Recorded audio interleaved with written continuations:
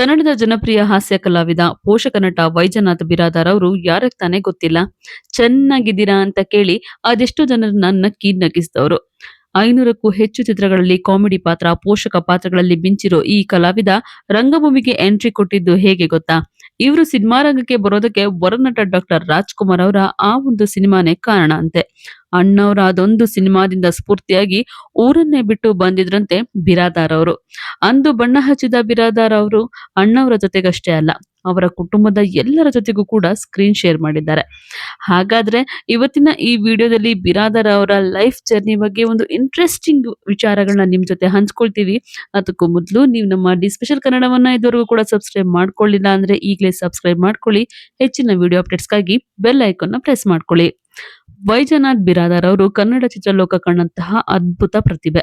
1957 June 26ರಂದು Bidar ಜಿಲ್ಲೆಯ ಬಾಲ್ಕಿ ತಾಲೂಕಿನ ತೇಂಗಂಪುರ ಗ್ರಾಮದಲ್ಲಿ ರೈತ ಕುಟುಂಬದಲ್ಲಿ ಇವರು ಜನಿಸ್ತಾರೆ.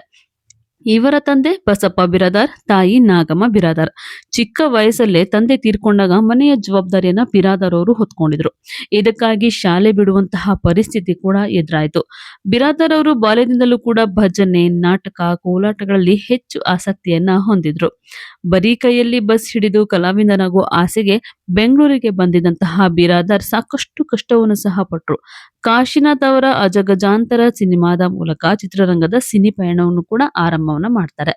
ಅದಾದ ಬಳಿಕ ತರ್ಲೆ ನನ್ ಮಗ ಚಿತ್ರದಲ್ಲಿ ಭಿಕ್ಷುಕನ ಪಾತ್ರ ಬಿರಾದಾರ್ ಅವರ ಕೈ ಹಿಡಿತು. ಇನ್ನು ಸ್ಪೇನ್ ಮ್ಯಾಡ್ರಿಡ್ ನಲ್ಲಿ ನಡೆದಂತಹ 201ನೇ ಸಾಲಿನ ಇಮ್ಯಾಜಿನ್ ಇಂಡಿಯಾ ಚಲನಚಿತ್ರೋತ್ಸವದಲ್ಲಿ ಗಿರೀಶ್ ಕಾಸರವಳ್ಳಿ ನಿರ್ದೇಶನದ ಕನಸೆಂಬೋ ಕುದುರೆಯನ್ನೇರಿ ಚಿತ್ರಕ್ಕೆ ಅತ್ಯುತ್ತಮ ನಟ ಪ್ರಶಸ್ತಿ ಕೂಡ ಪಡೆದಿದ್ದಾರೆ. 2014ರಲ್ಲಿ ರಾಜ್ಯೋತ್ಸವ ಪ್ರಶಸ್ತಿಯನ್ನು ಕೂಡ ಬಿರಾದಾರ್ ಅವರು ತಮ್ಮದಾಗಿಸಿಕೊಂಡಿದ್ದಾರೆ.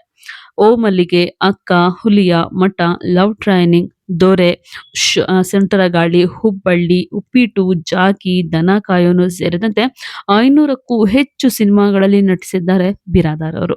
ಅಷ್ಟೇ ಅಲ್ಲ, ಇವರು ಹಿಂದಿಯ ಹ್ಯಾಂಗ್ ಟು ಡೆತ್ ಮೂವಿನಲ್ಲೂ ಕೂಡ ಬಣ್ಣವನ್ನ ಹಚ್ಚಿದ್ರು. ಕನ್ನಡ, ಹಿಂದಿ, ಲಂಬಾಣಿ, ತುಳು ಸಿನಿಮಾದಲ್ಲೂ ಕೂಡ ನಟಿಸಿ ಸೈ ಅನ್ಸ್ಕೊಂಡಿದ್ದಾರೆ. ಕುಡುಕ ಪಾತ್ರ ಆದ್ರೂ ಸರಿ, ಭಿಕ್ಷುಕನ ಪಾತ್ರ ಆದ್ರೂ ಸರಿ, ಯಾವ ಪಾತ್ರ ಕೊಟ್ರು ಅದರಲ್ಲಿ ಲೀಲಾಜಲವಾಗಿ ನಟಿಸೋ ಸಾಮರ್ಥ್ಯ ಹೊಂದಿದ್ದಾರೆ ಬಿರಾದಾರ್. ಸುಮಾರು 3 ದಶಕಗಳಿಗೂ ಹೆಚ್ಚು ಕಾಲ ರಂಗಭೂಮಿ ಸೇರಿದಂತೆ ಸಿನಿಮಾ ರಂಗದಲ್ಲಿ ಸಕ್ರಿಯರಾಗಿರುವಂತಹ ಬಿರಾದಾರ್ ಅವರು ಬಣ್ಣದ ಲೋಕಕ್ಕೆ ಬಂದಿದ್ದೇ ಒಂದು ಅಚ್ಚರಿಯ ಸಂಗತಿ.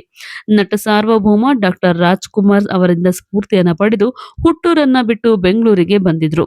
ಈ ವಿಚಾರವನ್ನ ಸ್ವತಃ ಬಿರಾದಾರ್ ಅವರೇ ಹಂಚಿಕೊಂಡಿದ್ದಾರೆ. ಡಾಕ್ಟರ್ ರಾಜ್‌ಕುಮಾರ್ ಅವರು ಅಭಿನಯಿಸಿದಂತಹ ಬಂಗಾರದ ಮನುಷ್ಯ ಚಿತ್ರವನ್ನ ಸಿನಿ ಪ್ರಿಯರು ಮರೆಯೋದಕ್ಕೆ ಸಾಧ್ಯನೇ ಇಲ್ಲ. ಆ ಚಿತ್ರದಲ್ಲಿ ಅಣ್ಣವರ ಆಕ್ಟಿಂಗ್ಗೆ ಕಣ್ಣೀರ್ ಹಾಕದವರು ಯಾರೂ ಇಲ್ಲ. ಚಿತ್ರದ ಕೊನೆಯಲ್ಲಿ ತನ್ನದೆಲ್ಲವನ್ನ ಬಿಟ್ಟು ಸೂರ್ಯ ಮುಳುಗೋ ಕಡೆ ಅಣ್ಣವರು ಹೆಜ್ಜೆಯನ್ನ ಹಾಕ್ತಾರೆ. ಈ ಸಿನಿಮಾವನ್ನ ನೋಡಿ ಸ್ಫೂರ್ತಿಗೊಂಡಿದ್ದಂತಹ ಬಿರಾದಾರ್ ಅವರು ಹುಟ್ಟೂರನ್ನ ಬಿಟ್ಟು ಬಂದಿದ್ರಂತೆ. ರಾಜ್‌ಕುಮಾರ್ ಅವರ ಬಗ್ಗೆ ಕಥಾನಾಯಕನ ಕಥಾ ಎಂಬಂತಹ ಅಂಕಣದಲ್ಲಿ ಒಂದು ಪತ್ರಿಕೆಯಲ್ಲಿ ಬರ್ತಾ ಇತ್ತು. ಅದನ್ನ ಓದ್ಕೊಂಡು ರಂಗಭೂಮಿಗೆ ಸೇರಿದ್ರು ವೈಜನಾಥ್ ಬಿರಾದಾರ್ ಅವರು. ಆರಂಭದಲ್ಲಿ ಇವರು ಬೆಳಗಾವಿ ಜಿಲ್ಲೆಯ ಗೋಕಾಕ್‌ನ ಅಪ್ಪ ಸಾಬ್ ಅವರ ನಾಟಕ ತಂಡದಲ್ಲಿ ಕೆಲಸವನ್ನ ಮಾಡ್ತಾ ಇದ್ರು. ಅದಾದ ನಂತರ ಇವರು ಎಂ.ಎಸ್. ಸತ್ಯು ನಿರ್ದೇಶನದಲ್ಲಿ ಭರ ಚಿತ್ರದಲ್ಲಿ ನಟ ಅನಂತ್‌ನಾಗ್ ಅವರ ಸಹಾಯದಿಂದ ಸಣ್ಣ ಪಾತ್ರವೊಂದನ್ನ ಗಿಟ್ಟಿಸ್ಕೊಳ್ತಾರೆ. ಅನಂತ್‌ನಾಗ್ ಅವರ ಸಲಹೆಯಂತೆ ಬೆಂಗಳೂರಿಗೆ ಬಂದ್ರು ವೈಜನಾಥ್ ಬಿರಾದಾರ್. ಹೀಗೆ ಜೀವನ ಸಾಗ್ತಾ ಇದ್ದಂತಹ ವೇಳೆ ರಾಜ್‌ಕುಮಾರ್ ಅವರು ತಾಯಿಗೆ ತಕ್ಕ ಮಗ ಸಿನಿಮಾದಲ್ಲಿ ನಟಿಸ್ತಾ ಇದ್ರು. ಆಗ ಬಿರಾದಾರ್ ಅವರು ಮದ್ರಾಸ್‌ಗೆ ಹೋಗಿ ಅಣ್ಣವರನ್ನ ಭೇಟಿ ಮಾಡ್ತಾರೆ. ನಾನು ಕರ್ನಾಟಕದಿಂದ ಬಂದಿದ್ದೇನೆ ಅಂತ ಹೇಳಿದ್ರಂತೆ. ಅದಕ್ಕೆ ಅಣ್ಣವರು ಏನ್ ಮಾಡ್ತೀರಿ ತಾವು ಅಂತ ಕೇಳಿದ್ರಂತೆ. ಆಗ ಬಿರಾದಾರ್ ಅವರು ನಿಮ್ಮ ಮನೆಯಲ್ಲಿ ಏನಾದ್ರೂ ಕೆಲಸ ಮಾಡ್ಕೊಂಡು ಇರ್ತೀನಿ, ಕೆಲ್ಸ ಕೊಡಿ ಅಂತ ಕೇಳಿದ್ರಂತೆ. ಅದಕ್ಕೆ ಅಣ್ಣವರು ನಿಮ್ಗೆ ಕಾರು ಓಡಿಸೋದಕ್ಕೆ ಬರುತ್ತಾ ಅಂತ ಕೇಳಿದ್ರಂತೆ.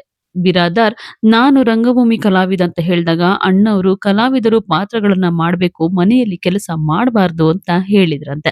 ಇದಕ್ಕೆ ಬಿರಾದಾರ್ ಅವರು ಅಣ್ಣವರನ್ನೇ ನನಗೊಂದು ಚಾನ್ಸ್ ಕೊಡಿ ಅಂತ ಕೇಳೇ ಬಿಡ್ತಾರೆ. ಇದಕ್ಕೆ ಡಾಕ್ಟರ್ ರಾಜ್‌ಕುಮಾರ್ ಅವರು ಕಂಠೀರವ ಸ್ಟುಡಿಯೋಗೆ ಬನ್ನಿ ಅಂತ ಕೂಡ ಕರೆದಿದ್ರಂತೆ. ಆದ್ರೆ ಅದಾದ ಬಳಿಕ ಬಿರಾದಾರ್ ಅವರಿಗೆ ಕಂಠೀರವ ಸ್ಟುಡಿಯೋಗೆ ಬರೋದಕ್ಕೆ ಸಾಧ್ಯನೇ ಆಗ್ಲಿಲ್ಲ. ಹಾಗೆ ಅದು ಗ್ಯಾಪ್ ಆಗಿ ಉಳ್ದೋಗ್ಬಿಡುತ್ತೆ. ಆದ್ರೆ ಇದನ್ನ ಹಾಗೆ ಬಿಡ್ಲಿಲ್ಲ ಬಿರಾದಾರ್ ಅವರು.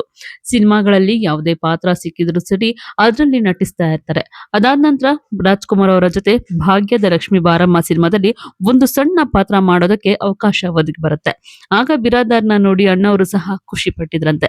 ಸೊ ಇದಾದ ನಂತರ ಅವರು ಶಿವರಾಜ್ ಕುಮಾರ್ ಜೊತೆ 8 ರಿಂದ 10 ಸಿನಿಮಾಗಳನ್ನ ಮಾಡ್ತಾರೆ. ರಾಘವೇಂದ್ರ ರಾಜ್‌ಕುಮಾರ್ ಅವರ ಜೊತೆ ಸ್ವಸ್ತಿಕ್ ಸಿನಿಮಾದಲ್ಲಿ ಕೂಡ ಅಭಿನಯಿಸ್ತಾರೆ. ಪುನೀತ್ ರಾಜ್‌ಕುಮಾರ್ ಜೊತೆ ಕೂಡ 3 ರಿಂದ 4 ಸಿನಿಮಾಗಳಲ್ಲಿ ಬಣ್ಣವನ್ನ ಹಚ್ತಾರೆ.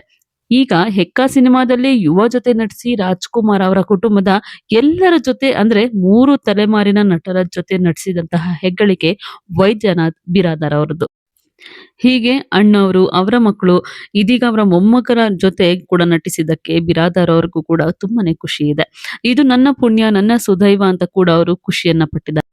ತಮ್ಮ 73ನೇ ವಯಸ್ಸಲ್ಲೂ ಕೂಡ ಅದೇ ಜೋಶ್, ಅದೇ ಚಾರ್ಮ್, ಅದೇ ನಟನೆ, ಅದೇ ಔಟ್‌ಲುಕ್‌ನಿಂದ ಇವತ್ತಿಗೂ ಕೂಡ ಬಿರಾದಾರ್ ಅವರು ಸಿನಿಮಾ ರಂಗದಲ್ಲಿ ಸಕ್ರಿಯರಾಗಿದ್ದಾರೆ. ಇನ್ನೂ ಹೆಚ್ಚೆಚ್ಚು ಸಿನಿಮಾಗಳಲ್ಲಿ ಬಿರಾದಾರ್ ಅವರು ನಟಿಸಲಿ, ಹೀಗೆ ಸಿನಿ ಪ್ರಿಯರನ್ನ ತಮ್ಮ ವಿಭಿನ್ನ ಔಟ್‌ಲುಕ್‌ನಿಂದ, ವಿಭಿನ್ನ ಕಾಮಿಡಿಯಿಂದಾನೇ ರಂಜಿಸಲಿ ಅಂತ ನಾವು ಕೂಡ ಆಶಿಸೋಣ. ಬಿರಾದಾರ್ ಅವರ ಈ ವಿಡಿಯೋ ಬಗ್ಗೆ ನಿಮಗೇನನ್ಸುತ್ತೋ ನೀವು ಕೂಡ ಕಮೆಂಟ್ ಮಾಡಿ ಹೇಳಿ. ಹಾಗೆ ಈ ವಿಡಿಯೋ ನಿಮ್ಗೆ ಇಷ್ಟ ಆಗಿದ್ರೆ ಲೈಕ್ ಮಾಡಿ, ಶೇರ್ ಮಾಡಿ, ನಮ್ಮ ಚಾನೆಲ್‌ನ ಸಬ್ಸ್ಕ್ರೈಬ್ ಮಾಡ್ಕೊಳ್ಳೋದನ್ನ ಮರಿಬೇಡಿ.